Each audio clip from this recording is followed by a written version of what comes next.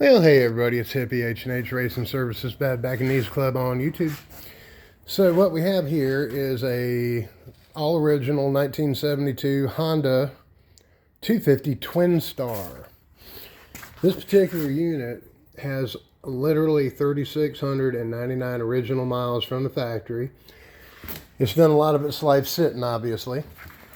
And we have got points, coil, replaced and set in it. I was able to take the ultrasonic cleaner and a lot of patience and guitar strings and rebuild the original carburetor.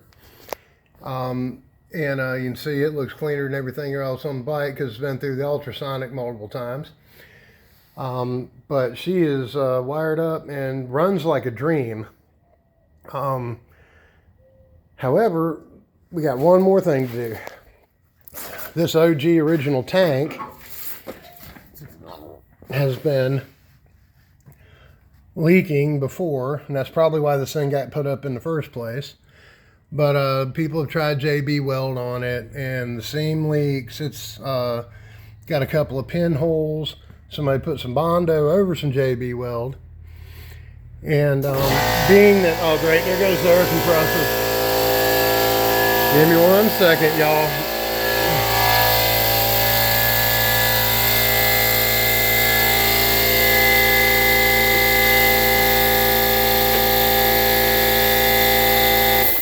Oh, there you go. That's that's the reality of shop life. Anyway, this thing is in again remarkably good shape. It's all original, unmolested in any way. Doesn't have any aftermarket parts on it other than possibly that windshield. I don't know if the windshield was original equipment or not. I just don't. However, if it's not, it's just a clamp on, so the bike still hasn't been molested. The owner is in the industrial cleaning biz, and he is going to just clean it up and doesn't want to do any paint. He's got all the proper side covers. They're actually in a bucket over there. Seat is in great shape and all that, but this tank is also in really nice shape. So what we're going to do is use the Caswell tank seal system on it. We use this at the big shop, and used it on several other things. But the first thing you got to do is get the tank clean. So what I've done is I've taken one of my little vacuum cleaners here, and I have put, I took 2 rubber gloves and some duct tape and made a reducer, and gone in and sucked all the rust out of the inside of the tank. This thing was actually, it sounded like a mariachi band, and it's still got a little bit more in there. But I'm gonna show you how I go about that real quick. And then after that, I'm gonna take those 2 boxes of sheetrock screws right there that I keep for just this process, and some acetone, and put them in there and shake the dickens out of it, which will knock all the loose rust off. It'll score it and give etching marks because the sheetrock screws are, you know, so sharp. And then that will allow our Caswell to stick to the inside of this tank and seal it. And you know, you're not going to find a tank for this thing. I know because we tried. And that leaves us with that option. You can do it yourself.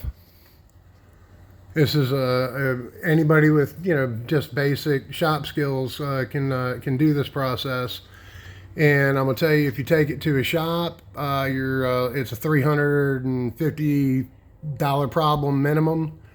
So you can, you know, spend $75 at home and do it, or, you know, hey, if you don't feel comfortable, send it out to your favorite shop. But anyway, I'm gonna show you how I and you probably already got it figured out, but being that this is a YouTube channel, I do need content, and I thought this would be a good one. And so we're going to go ahead and put the camera in the Sherwood Consulting tripod. And we do appreciate all your help and support, Wesley. There you go. That's a good view. And so what I do here is we're going to take and we're going to take and shake all that rust down. Try to shake it all down into this little corner here. And I'm going to set this tank on this chair, like so. And take this vacuum cleaner. And we're going to go.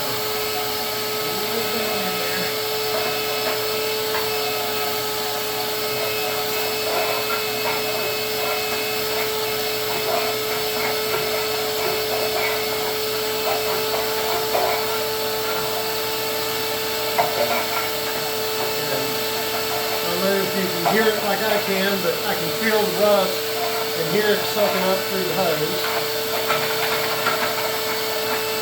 And I'm going to give it another little shake, try to get it all right back down in there because I want to get out as much as I can.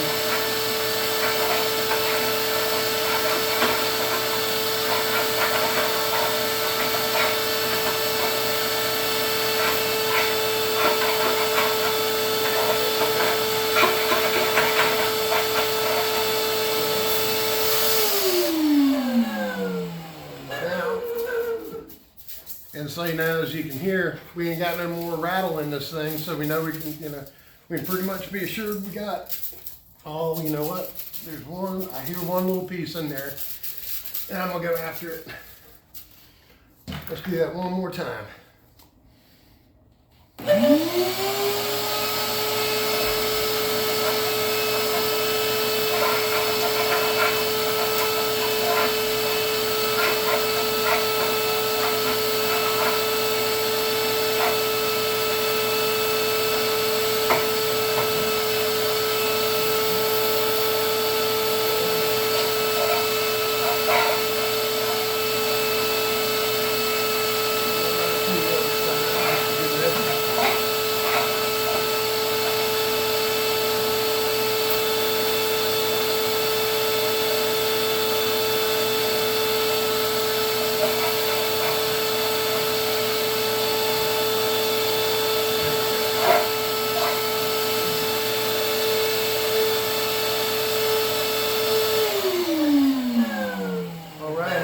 Actually see the rust staining on the little hose that we used.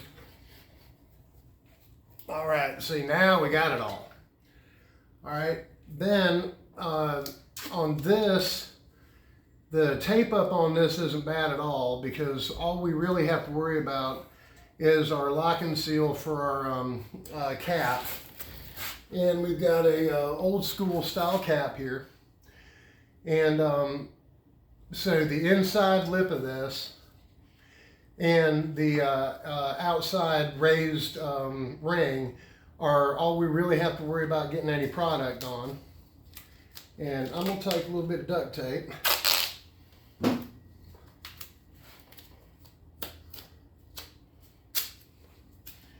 And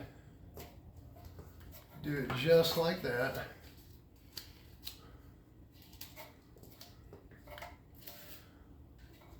And you know what? I'm actually getting ahead of myself, boys and girls. I was trying to think about showing you something else and got sidetracked. What I'm actually going to do is I'm actually going to put a cork in the petcock. And I'm not going to do anything to this right now because I still got to put acetone in it and shake it. After I do the acetone shake with the sheetrock screws, I'll take the cork out of the petcock and drain all the sludge out of it because it's going to have sludgy rust particles and all in it. And then I'm going to do it again, and I'm going to do it till I get clean acetone out of it. And after I got the clean acetone out of it, then I will tape up this and put a plug back in the petcock, and we'll go ahead and do the Carlisle or Caswell tank sealer. And when we go to do that, I'll come back. You don't need to watch me shake a tank of sheetrock screws. I'm sure you can wrap your head around that. But anyway, when I go to do the second part of this, we'll be back and I'll show you how we do it. All right, guys.